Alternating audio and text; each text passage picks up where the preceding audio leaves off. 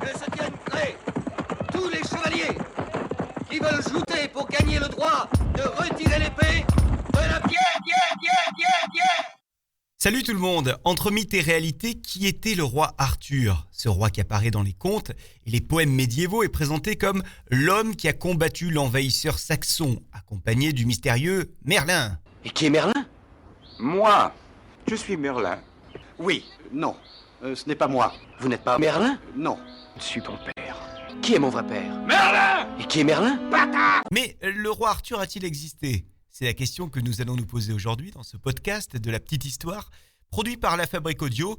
La Fabrique Audio qui produit également d'autres podcasts. Alors si vous aimez le cinéma, rendez-vous avec le podcast Cinéma Radio.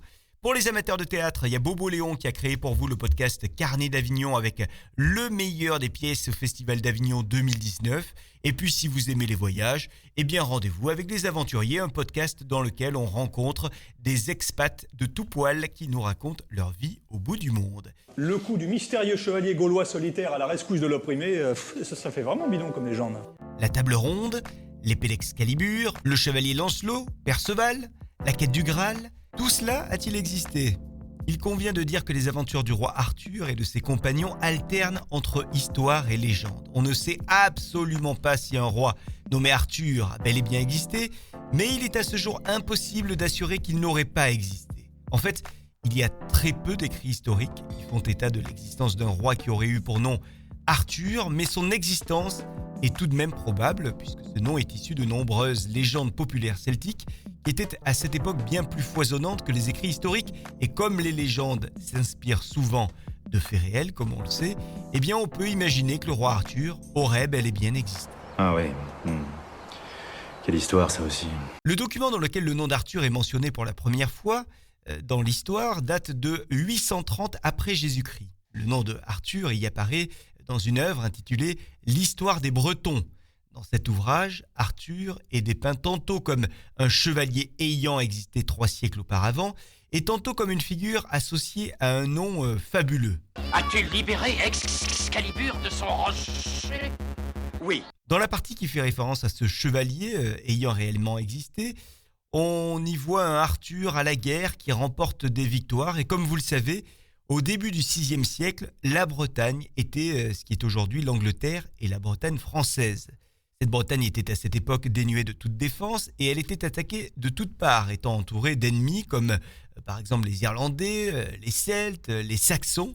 Et le moins qu'on puisse dire, c'est que face à ces ennemis, les Bretons ont eu beaucoup de mal à s'unir, passant autant de temps à se battre entre eux qu'à défendre leur propre territoire. Petit spoil, pour celles et ceux qui auraient raté quelques cours d'histoire, à la fin du siècle, les Saxons envahissent complètement la Bretagne et renomment le pays Angleterre, mais je ne vous ai rien dit, ça reste un spoil.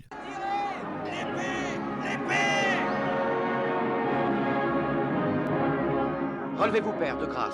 On peut donc lire dans l'ouvrage L'histoire des Bretons qu'Arthur aurait été un chef de clan guerroyant près de la frontière écossaise vers 500 après Jésus-Christ, et la légende d'Arthur aurait commencé à ce moment-là. Cela dit, à cette époque, le nom d'Arthur était donc très répandu. Les historiens ont longtemps essayé de trouver des traces historiques et continuent d'ailleurs leur recherche pour trouver ces traces historiques de l'existence de Arthur au VIe siècle en Grande-Bretagne. Mais c'est en effet une période sans beaucoup d'écrits historiques. Ça, pour un chevalier pointilleux sur le physique comme vous... Ce qui est sûr en tout cas, c'est qu'après l'ouvrage L'histoire des Bretons, le personnage d'Arthur a été récupéré par 2 poètes. L'un est français, l'autre de Grande-Bretagne, Chrétien de Troyes en France et Geoffroy de Monmouth en Grande-Bretagne. Et ce sont 2 poètes qui ont fait sa belle réputation à Arthur, devenu ainsi un héros universel aux côtés de Lancelot dans leur royaume de Camelot. Mais c'est pas votre allié ? Oh, mon allié ! Le côté magique du roi Arthur n'était paru qu'au XVe siècle sous la plume de Sir Thomas Malory qui a créé le Saint Graal, la table ronde, les épées magiques ainsi que les sorciers. Oh, j'en étais sûr. Si vous vous intéressez au roi Arthur, je ne peux que vous recommander de vous remater les saisons de la série Camelot, l'excellente série Camelot, et puis surtout n'hésitez pas à vous procurer également l'ouvrage intitulé Le roi Arthur, un ouvrage qui a été écrit par le médiéviste Alban Gauthier, professeur d'histoire médiévale à l'université de Caen Normandie. Quelle histoire ça aussi. Mais taisez-vous, mon pauvre ami.